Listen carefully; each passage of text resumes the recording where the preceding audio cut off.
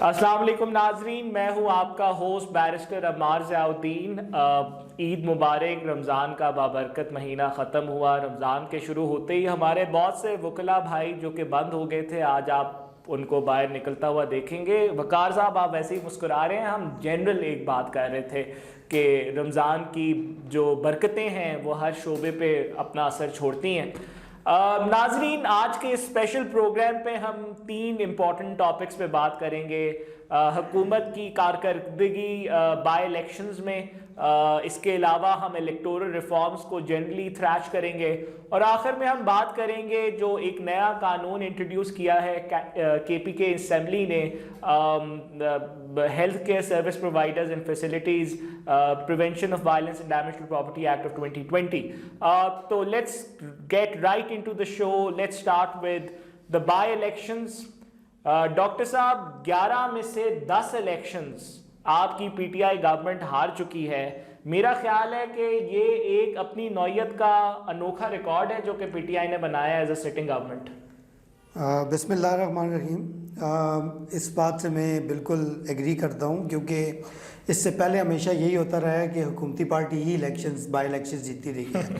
और दूसरी इन्होंने पहले जितनी रीतें तोड़ी हैं, उन्होंने कहा कि एक नया ट्रेंड भी सेट कर। और दूसरा ये भी आप देखें कि 2013 से पहले तो इवन हल्के के अपने लोगों को नहीं पता होता था कि बाई इलेक्शन हो रहा है, और अब ये नेशन वाइड ट्रेंड होता है। तो वाकई बहुत ही ज़्यादा मैं समझता हूँ कि डिसमल परफॉर्मेंस है इसकी। वकार, what do you think are the reasons, like if you can itemize them 1 2 3, क्या वजह है कि ये हो रहा है? मेरे ख्याल में सबसे बड़ी रीज़न तो ये है कि जो इस गवर्नमेंट के अगेंस्ट जो परसेप्शन क्रिएट की जा रही है, जो पिछले 2 साल से जो अपोजिशन जो परसेप्शन क्रिएट कर रही है, और जो जिस तरह से मीडिया पे इस गवर्नमेंट के अगेंस्ट जो परसेप्शन क्रिएट किया गया है, उसका एक बहुत बड़ा इसके अंदर जो है वो दखल है। उसके साथ साथ डेफिनेटली महंगाई के इश्यूज हैं। एक सबसे बड़ा इशू जो है वो पार्टी की डिसऑर्गेनाइजेशन का है। आई थिंक पार्टी बहुत ज़्यादा डिसऑर्गेनाइज लग रही है। कहीं भी कोई पार्टी का जनरल सेक्रेटरी या पार्टी के जो नुमाइंदगान है नज़र नहीं आ रहे, वर्कर्स नज़र नहीं आ रहे, वर्कर मायूस नज़र आ रहे हैं, फ्रस्ट्रेटेड नज़र आ रहे हैं। तो मेरे ख्याल में पार्टी को जो है ना थोड़ा सा सोचना चाहिए वर्कर के बारे में। इसी को थोड़ा सा आगे बढ़ाते हैं डॉक्टर साहब। आई थिंक कि गवर्नेंस तो कभी भी बाई इलेक्शन में कोई इम्पोर्टेंट, मेरा नहीं ख्याल, डिटर्मिनेटिव फैक्टर रहा है। गवर्नेंस तो किसी की भी अच्छी नहीं थी। मैं आपसे 2 इश्यूज पे बात करूंगा and then you can add to it.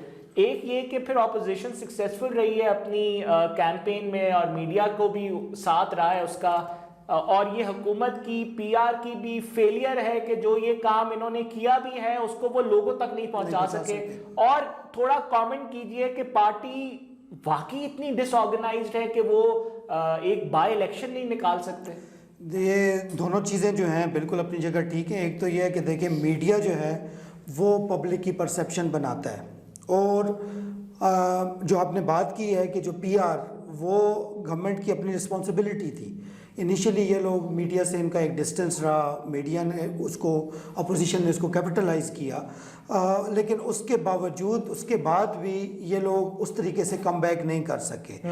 और वाकई बहुत अच्छे काम भी बीच में किए हैं, लेकिन उसको उस तरीके से तशहीर नहीं कर सके। और लैक ऑफ ऑर्गेनाइजेशन, और जहाँ तक लैक ऑफ ऑर्गेनाइजेशन की बात है, उसमें एक बड़ा अहम चीज़ ये है कि इन्होंने अपनी पार्टी की वापस रीऑर्गेनाइजेशन जो की पोस्ट इलेक्शंस, उसमें एक तरह से पार्टी जो है वो मुख्तलिफ धड़ों में डिवाइड होगी।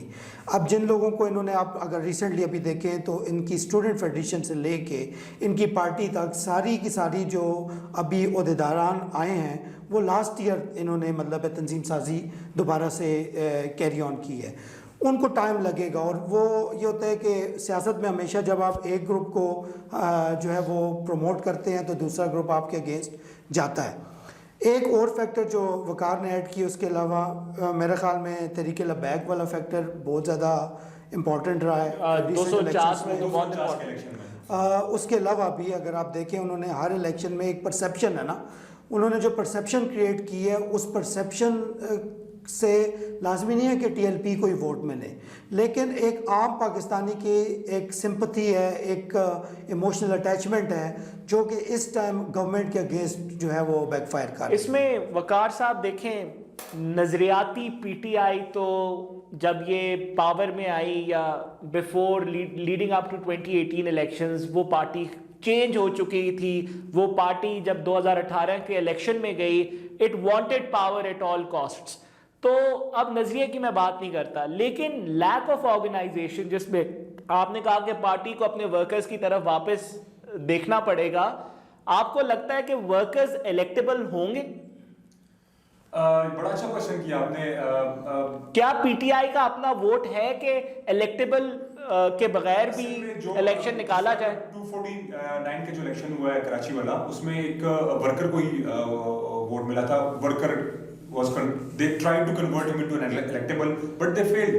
تو میرا خیال ہے اس میں ٹائم لگے گا, بٹ جہاں جہاں انہوں نے ورکرز کو ٹکٹس دیے ہیں, ورکرز کے اوپر ریلائنس انہوں نے کیا ہے, وہاں پہ ان لوگوں کو اچھے ریزلٹس بھی آئے ہیں. ایسے نہیں ہے کہ جدھر انہوں نے ورکرز کو ٹکٹ نہ دیا اور وہاں پہ اچھے ریزلٹس, جس طرح شاہد خٹک کی ایگزامپل ہے, کامران بنگش کی ہے, مراد سعید کی ہے. there is a long list of workers. اب آپ نے کامران بنگش اور مراد سعید صاحب کا نام لیا ہے. I don't know, but there are mixed results. There's mixed feedback on their ability and on their capacity in the government as well. چند اور بھی ہیں, عالمگیر ہے, ارسلان گمن ہے, فروخ حبیب ہیں, جو مطلب ینگ فیسز ہیں. 249 میں ایک چیز سے بہت زیادہ ڈسپوائنٹ ہوا ہوں, اور وہ یہ کہ جب ورکر کو ٹکٹ دیا گیا تو پارٹی نے اس کو بیک نہیں کیا. جو لوکل پارٹی کی لیڈرشپ تھی کراچی کے لیول پہ, وہ اس کے ساتھ نہیں کھڑے ہوئے, اور اس کے کانسیکوینس کیا تھے کہ ایک جو ورکر ہے وہ آپ کو ایک لمیٹڈ نمبر آف لوگ پرووائڈ کر سکتے ہیں polling stations. But provided you have a تنظیم سازی, organised party discipline on the grass root levels, وہ آپ کی سپورٹ کو کنورٹ کرتا ہے ووٹ میں آن این الیکشن. بالکل. I think it's a good segue کہ ہم اپنے الیکٹورل ریفارمز میں جاتے ہیں. لیکن میں صرف ایک کامنٹ کر لوں, آئی فیل کہ حکومت جو ہے اس نے میسفلی لوز کیا ہے آن دا پبلک پرسیپشن فرنٹ. نام چومسکی جو ہے وہ بڑے عرصے سے لکھ رہے ہیں میڈیا پہ, اور ڈیولپمنٹ آف پبلک اوپینین پہ ان کا بہت زیادہ کام ہے. ہمارے ملک کا میڈیا اب ایک اہم ستون بن چکا ہے گورنمنٹ کا بھی, اور وہ نہ صرف ویوز کو رپورٹ کرتا ہے بلکہ ریجیم چینج میں بھی بڑا کلیدی رول پلے کر رہا ہے. I'm not going to drop the names of the channels, but آپ کوئی بھی مین سٹریم میڈیا کا چینل لگائیں, آپ کو پتا ہوگا کہ اس چینل کا سلانٹ کیا ہے. وہ امپارشل رپورٹنگ نہیں کرتے, وہ بائسڈ رپورٹنگ کرتے ہیں, اور ان کے سلانٹس جو ہیں, ان کی ایڈیٹوریل پالیسی جو ہے وہ پیورلی پولیٹیکل ہے. And some of our media houses are doing what we call are involved in what we call the business of the regime change. electoral reforms کی بات کرتے ہیں, اور دوبارہ ہم electables سے شروع کرتے ہیں. ہمارا جو اس وقت الیکشن کمیشن آف پاکستان ہے, یہ ملٹیپل لیولز پہ اس کا فیلئر ہمیں نظر آتا ہے. کیا امپورٹنٹ الیکٹورل ریفارمز ہیں, اور ٹیک اٹ اوے, جو آپ کو لگتا ہے کہ بڑے امپورٹنٹ ہیں اس معاشرے کے لیے, جو کہ ہمیں انٹروڈیوس کرنے چاہیے؟ Try and tie it up with the recent ordinances that they're trying to introduce. جو سب سے ریسنٹ جو الیکٹورل ریفارم جو گورنمنٹ لانے کی کوشش کر رہی ہے, جس کے لیے عمران خان نے کافی جدوجہد بھی کی, دھرنا بھی کیا 27 دن کا, اور صرف عمران خان نہیں بلکہ اگر آپ جتنے بھی انالیسس دیکھ لیں, جتنے بھی پاکستان کے بڑے جرنلسٹ ہیں ان کے بھی اگر آپ 8-10 سال کے جو انالیسس اٹھا کے دیکھ لیں, تو وہ الیکٹورل ریفارمس کے اوپر ہر بندہ بات کر رہا ہے. یہ ایک ضرورت سمجھی جا رہی ہے کہ الیکٹورل ریفارمس ہمارے معاشرے کے لیے, ہمارے ملک کے لیے بہت ضروری ہیں. 2013 اور پھر 2018 کے الیکشن میں, جو اس سے پہلے 2017 کا جو الیکشن ایکٹ آیا تھا, اس میں انہوں نے تھوڑی سی کوشش کی کہ الیکٹورل ریفارمس لائیں, لیکن آئی تھنک کہ اس الیکشن ایکٹ تھا, اس نے اس طرح سے ایڈریس نہیں کی پرابلمس جو ہونی چاہیے تھی. بیسکلی جو بھی الیکشن سے ریلیٹڈ کوئی بھی ایشوز ہوتے ہیں تو اس میں اپوزیشن اور جو حکومتی اراکین ہوتے ہیں ان کی آپس میں کنسلٹیشنز ہوتی ہیں, ڈیلیبریشنز ہوتی ہیں, اور اس کے بعد ہی ایک کسی جامع چیز کے اوپر پہنچتے ہیں. میرا خیال ہے کہ حکومتی نمائندے اور اپوزیشن نمائندے دونوں کا یہ فیلئر رہا ہے اس سے پہلے کہ انہوں نے کسی بھی قسم کا کوئی الیکشن ریفارمز لانے میں انہوں نے جو ہے جس طرح ایک پارٹیسپیشن ہونی چاہیے, جس طرح ایک جدوجہد انہوں نے نہیں کی. ابھی جو ریسنٹ جو آرڈیننس کی جو بات چل رہی ہے اس کی الیکشن آرڈیننس کی, اس میں حکومت یہ چاہ رہی ہے کہ وہ ای ووٹنگ اور EVMs electronic voting machines introduce کرائیں, اور حکومت کا یہ دعویٰ ہے کہ اس سے جو مینیپولیشن ہے, ووٹر فراڈ ہے وہ کم سے کم ہوگا, ڈپلیسٹی ہے, یہ ہے ڈپلیسٹی ہے, لوگوں کا ٹرن اوور جو ہے وہ الیکشن میں زیادہ ہوگا, لوگوں کا اس کے اوپر ٹرسٹ زیادہ ہوگا الیکشن ریزلٹس کے اوپر, اور سب سے بڑھ کر جو الیکشن کے ریزلٹس ہیں وہ جلدی ہیں, کہ ہمارے پاکستان میں یہ ایک ٹرینڈ رہا ہے کہ جو الیکشن ریزلٹس ہیں وہ بہت لیٹ آتے ہیں, اس سے بہت زیادہ کنٹروورسیز, وہ تو لیٹ جب لانے ہوتے ہیں تو لے کے آتے ہیں نا. ہاں, لیکن اس میں حکومت کا یہ دعویٰ ہے کہ اس میں آپ کے انسٹنٹ ریزلٹس آئیں گے, اور اس میں دیکھیں ڈاکٹر صاحب, الیکشن ڈے ریگنگ جو ہے وہ ایک آرٹ فارم ہے. مثال کے طور پہ کہ اگر آپ نے کسی کینڈیڈیٹ کے ووٹ گرانے ہوں تو آپ اس پہ اس کی سٹیمپس جو ہیں وہ خراب کرنا شروع کر دیں, تو یہ ایک آسان طریقہ ہے, تھرو ROs اور تھرو ECP آپ اس کے ووٹ جو ہیں ڈسکارڈ کرنا شروع کرتے ہیں, اور یہ ہم نے 249 میں بھی دیکھ رہے ہیں کہ یہی ہو رہا ہے. آپ کو کیا لگتا ہے کہ EVMs, ای ووٹنگ, یا فار انسٹنس اگر اوورسیز پاکستانیز کو رائٹ ٹو ووٹ مل جاتا ہے تو کیا آپ کا الیکشن ڈے جو ہے یہ جنرلی آپ کے یہ ریفارمز کافی ہیں؟ میں سمجھتا ہوں کہ شاید کافی تو نہ ہو, لیکن یہ ایک step in the right direction ہے, کیونکہ دیکھیں ہر الیکشن میں جنرل الیکشنز کو لے لیں, بائی الیکشنز کو لے لیں, ابھی آپ کے ہر بائی الیکشنز میں کنٹروورسی اٹھی ہے, اور ایک سوچنے کی بات ہے کہ اگر ایک حلقے میں پورے ملک میں جب صرف ایک حلقے میں الیکشن ہو رہا ہے اور وہاں پہ کنٹروورسیز ہو رہی ہیں, تو جس ٹائم 272 NA کی سیٹس پہ الیکشن ہوگا اور 7 پروونشل بھی, تو اس ٹائم کس طریقے سے آرگنائز کیا جائے گا, لا انفورسمنٹ ایجنسیز کا کیا رول ہوگا اس کے اندر. ظاہر ہے پولنگ ڈے پہ آپ نے جو بات کی وہ اس ریگنگ کو روکنے میں لا انفورسمنٹ کوئی بھی دیکھیں, آپ جس حلقے سے ہار رہے ہیں, کوئی بھی کینڈیڈیٹ, اب ڈسکا کا آپ کو کیا پریسیڈنٹ ہے کہ آپ فائرنگ کریں اور آپ الیکشن ختم کر دیں, ری الیکشن ہو جائے گا, تو کئی طریقے ہیں. اور یہ میرے خیال میں یہ ایک اچھا پریسیڈنٹ بھی نہیں ہے. اس کی وجہ یہ ہے کہ یہ ایک بہت ایزی اپرچونٹی آپ پرووائڈ کریں کسی بھی حلقے میں یہ کام کرنے کی. دوسری چیز جو آپ نے کہی ہے کہ اوورسیز پاکستانی, میں سمجھتا ہوں یہ ان کا فنڈامنٹل رائٹ ہے ایز سٹیزن آف پاکستان, اور ان کے یہاں پر سٹیک ہے, اور ایز لانگ ایز ان کا سٹیک ہے اور آپ ان کو جب سٹیزن شپ آفر کر رہے ہیں تو پھر آپ ان کو ان کا فنڈامنٹل رائٹ کیا وقار, کیا ان کا رائٹ ہے, they choose to go abroad, they are not here, ان کا کیا رائٹ ہے, وہ ملک میں رہتے نہیں ہیں, وہ یہاں پہ حکمران ہم پہ مسلط کریں گے امریکہ اور یورپ سے ووٹ کر کے. اصل میں آپ کی بات ٹھیک ہے, لیکن پاکستان کا ایک سب سے بڑا جو آج کل ایشو چل رہا ہے وہ ہے اکنامک, جو ہمارے پرابلمز ہیں, ایڈورسٹیز چل رہی ہیں, اس میں اوورسیز پاکستانیز کا ایک بڑا سگنیفیکنٹ رول ہے, اس کو ہم ڈینائی نہیں کر سکتے. ان کی ایک اٹیچمنٹ ہے اس ملک کے ساتھ, ظاہری بات ہے وہ یہاں سے بلانگ کرتے ہیں وہ لوگ, اور سب سے بڑی بات کہ ایک بہت بڑا جو ہمارا پاکستان کا جو ذرائع مبادلہ ہے وہ اوورسیز پاکستانیز کے تھرو جو ہے ہمارے پاکستان میں آتا ہے, جس سے ہمارا جو کرنٹ اکاؤنٹ ڈیفیسٹ ہے یا جو ہمارے ڈالرز کے ذخائر ہیں وہ بڑے اس کے ساتھ جو ہے کنسولیڈیٹنگ پوزیشن میں آ جاتے ہیں. ادروائز میرے حساب میں بھی جو عمران خان کا یا جو PTI کی گورنمنٹ کا جو ایک وجہ ہے ان کو رائٹ آف ووٹ دینے کی, اس میں فنڈامنٹل رائٹ کے ساتھ ساتھ یہ جو ان کا جو ایک رول ہے ہماری اکانومی کی اپ لفٹ میں, اس وجہ سے شاید یہ گورنمنٹ چاہ رہی ہے کہ ہم ان کو, کیونکہ وہ پیسہ بھیجتے ہیں اس لیے ان کو ہم نے ایک کانسٹیچوئنسی ان کی کریٹ کرنی ہے. اب یہ کانسٹیچوئنسی کریٹ ہوگی یا یہ کانسٹیچوئنسی ٹو کانسٹیچوئنسی ووٹ آئے گا, آپ کو کیا لگتا ہے کہ اگر اوورسیز پاکستانی ووٹ بھی کرتا ہے, would it have a significant bearing on the overall election results also? شاید اتنا نہیں ہو, سوائے ان کے جو بہت کلوز حلقے ہوں, کیونکہ جب یہ ڈیوائیڈ ہوں گے ووٹ, اور میرے خیال میں کانسٹیچوئنسی ٹو کانسٹیچوئنسی ہی یہ ہوگا, اور وہی جو ہے وہ سینس بھی ایکچولی وہی بنتا ہے, کیونکہ ان کا سٹیک جو ہے وہ ان کے پرٹیکولر ایریا میں ہے.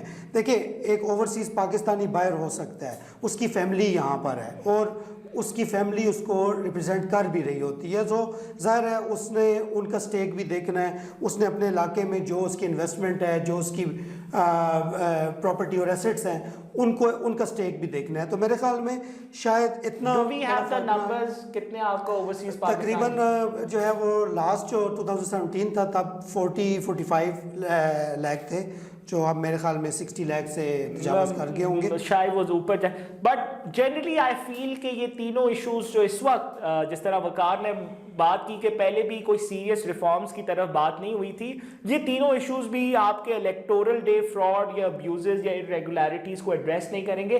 جنرلی آپ کے سسٹمیٹک کرپشن جو کہ آپ کے الیکشنز کے ساتھ جڑی ہوئی ہے اس کو بھی ایڈریس نہیں کریں گے. لال خان ایک فیمس پاکستان کے لیفٹ لیننگ اکیڈیمک رائٹر تھے. جب میں راوی کا مدیر تھا تو انہوں نے لکھا ہمارے لیے کہ ہماری جو ڈیموکریسی ہے وہ ری انفورسنگ ہے.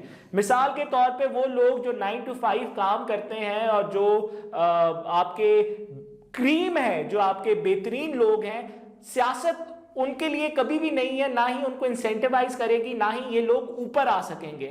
وہی لوگ، وہی فیملیز، وہی دھڑے، because there so much money involved in our election now, اور پارٹی فنڈ کے نام پہ جتنا پیسہ یہاں پہ چلتا ہے، because of that the best in the society they don't really find we don't see them rising to the top in our political landscape, and this is true across the spectrum. تو یہ جو issue ہے کہ ہماری جمہوریت is جمہوریت for the elite, democracy for the elite, اس issue پہ آپ کو کیا بات کرنا چاہیں گے کہ اس کو کس طرح سے ایڈریس کیا جائے؟ ہمار اس پہ بات کرنے سے پہلے ایک پوائنٹ ہم جو بالکل اگنور کر رہے ہیں وہ یہ کہ ہم یہ کہہ رہے ہیں کہ ریگنگ ہو رہی ہے. ٹھیک ہے، ہم یہ نہیں کہہ رہے کہ ریگنگ ہر جگہ ریگنگ نہیں ہے، بعض جگہ پرسیپشن آف ریگنگ ہے.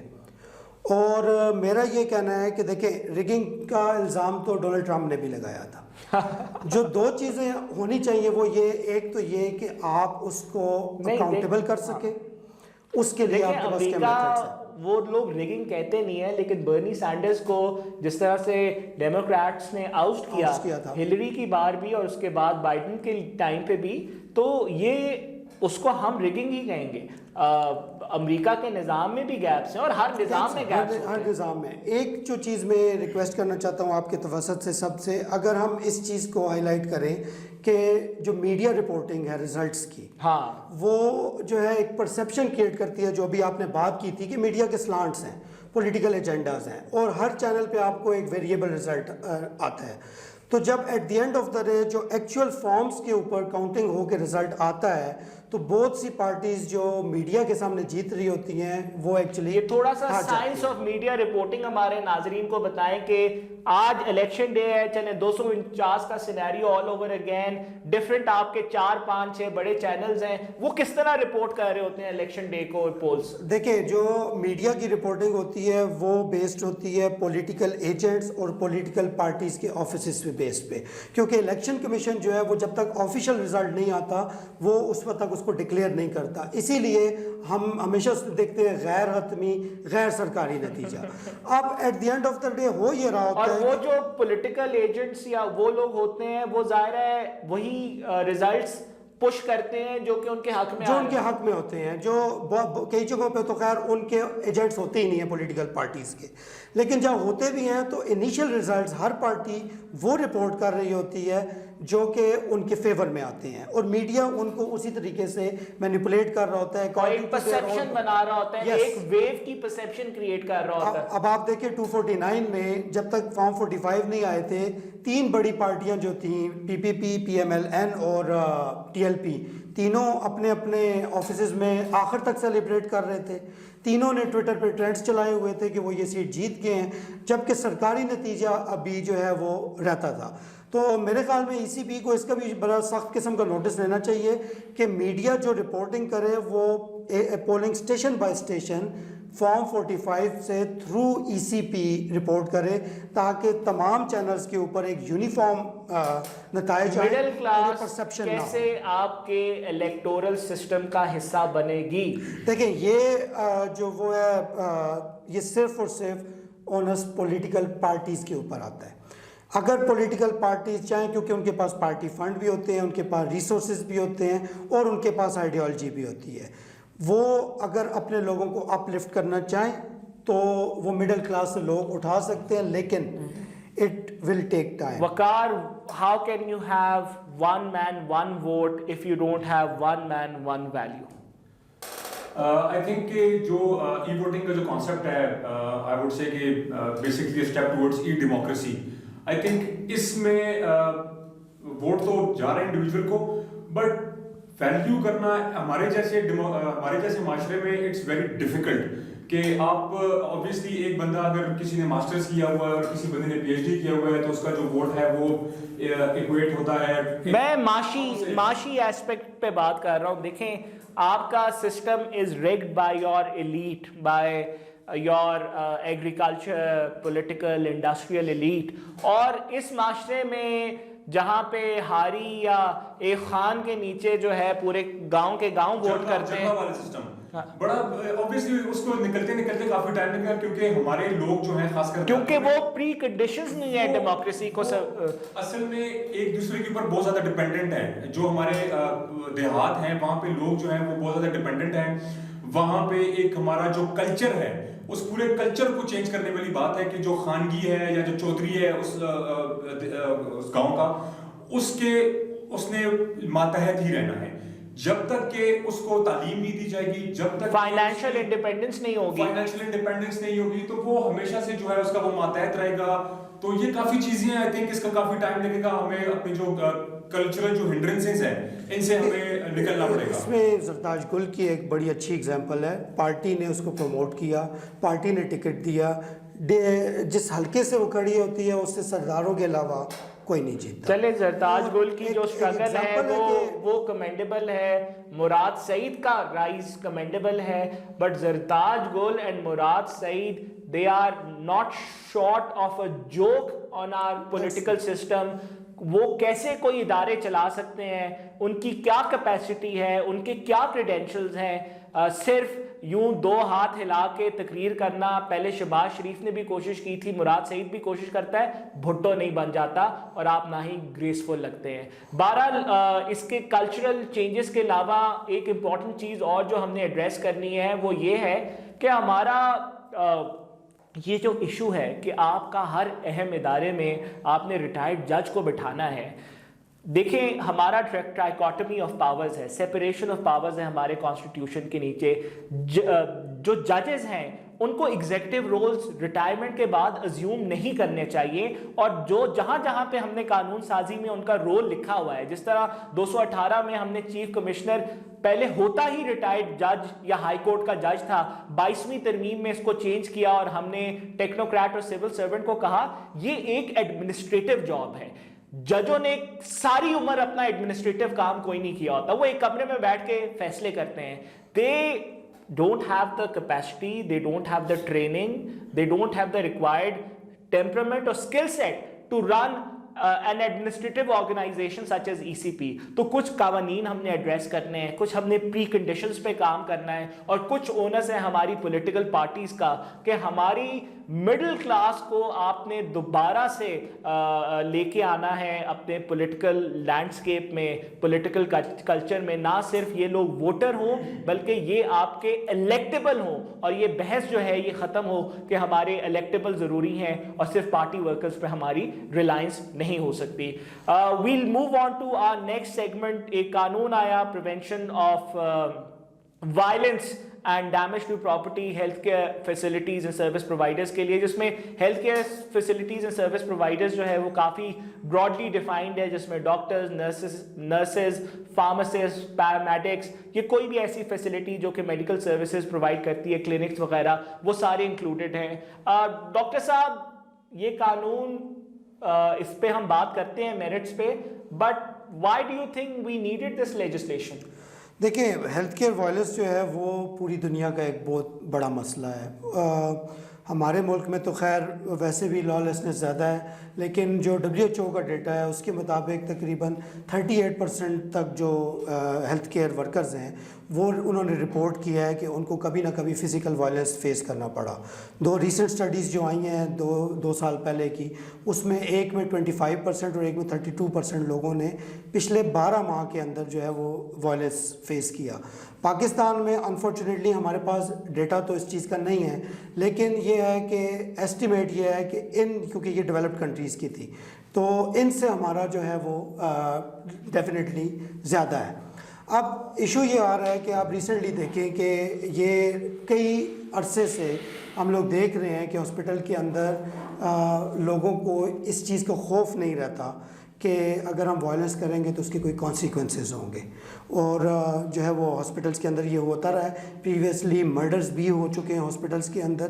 ابھی ریسنٹلی آپ دیکھیں تو ایک ایم پی ہیں نگہت اورکزئی صاحبہ، جو ایم پی او کے شی لیڈ اے موب، اور انہوں نے جو ہے وہ حیات آباد میڈیکل کمپلیکس اور as reported and as recorded as well C C T V کے ذریعے. اور ابھی because look she has her she is accused only, she has her لیکن FIR is not a substitution of guilt، ان کو due process کی بات ہے. absolutely.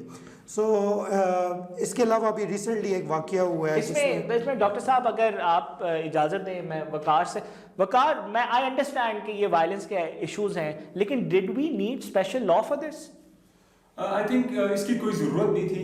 Basically تھوڑا سا اس کا بیک گراؤنڈ میں آپ کو بتا دوں کہ جو اس طرح کے کافی انسیڈنسز ہو رہے تھے کے پی کے اندر، تو جو ڈاکٹرز کی جو ایسوسیشن ہے ینگ ڈاکٹر ایسوسیشن، انہوں نے یہ ضرورت سمجھی کیونکہ اوبویسلی ان کو اویئرنیس نہیں ہوتی لا کی اور اتنی لا نوئنگ نہیں ہوتے، تو انہوں نے یہ سمجھا کہ ہمارے لیے ایک اسپیشل لا کریٹ کیا جائے. حالانکہ جتنے بھی اوفینسز اس لا کے اندر موجود جس طرح ایگزسٹ کر رہے ہیں پاکستان ہرٹ اور ڈیمیج ٹو پراپرٹی تعزیرات، وہ پاکستان پینل کوڈ میں آلریڈی موجود ہے. عرش ہو گیا، جو کمپنسیشن کی بات ہوئی ہے، بلکہ آپ کا اسپیشل لا کہتا ہے کہ as per Pakistan penal code ہوگا یہ.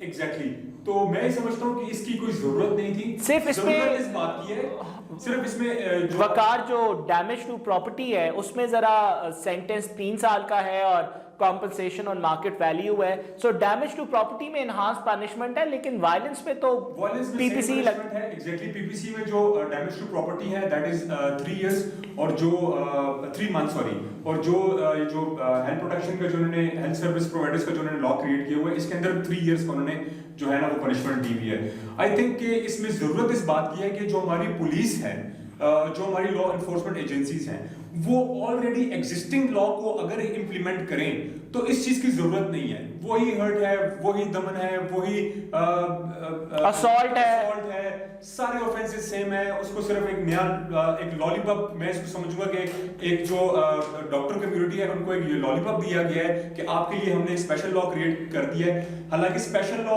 ادھر کریٹ ہوتے ہیں جہاں پہ ایک نئے قسم کا کوئی افینس کریٹ ہو جائے، جس طرح الیکٹرانکس کرائم ہے یا کوئی ٹیررزم ہے، اس سے ریلیٹڈ اگر کوئی نئے قسم کا کوئی جنم لیتا ہے کوئی کرائم، تب آپ کوئی اسپیشل لا کریٹ کرتے ہیں. اس کے لیے اسپیشل لاز ہوتی ہیں، اسپیشل اس کے لیے. اور دیکھیں ایشو یہ ہے کہ آپ نے اگر ڈیٹرنس کریٹ کرنی ہے تو ہماری doctor community is not first among equals. ہر ایک کو نقصان ہوتا ہے ڈیمیج ٹو پراپرٹی، ہر ایک کو. اگر آپ سب کا خون لال رنگ کا ہی ہوتا ہے، آپ پنشمنٹس پی پی سی کے نیچے انہانس کر دیں.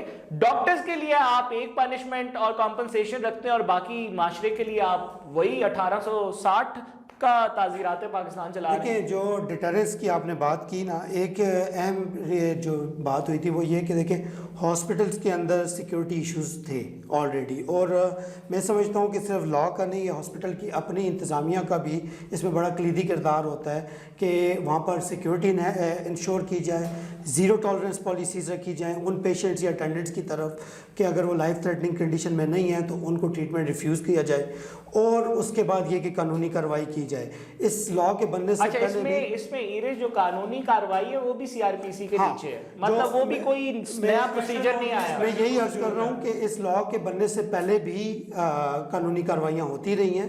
بات صرف یہ ہے کہ پرسو نہیں ہوتی تھی، اور اب غالباً جو ہے وہ ایک ڈیٹرنس کے طور پہ کہ وہ لا ہوگا، اس لا کو ہاسپٹل میں ڈفرینٹ جگہوں پہ ڈسپلے کر کے اور ایک اویئرنیس کریٹ کی جائے گی تاکہ لوگوں کے سامنے جس ٹائم اگر وہ ایکشن لے بھی رہے ہیں ایسا تو ان کے سامنے ایک لا موجود ہو سامنے کہ ہاں اس کے اگینسٹ ہم لوگ کو ایک special. I hope that this law does not turn out to be a paper tiger like so many other laws that we've introduced in our parliaments. I think it was a very fruitful discussion. Thank you for taking part in this. ہم آپ کے ساتھ اگلے episode میں نئے topics لے کے آئیں گے. Until we meet again, thank you so much.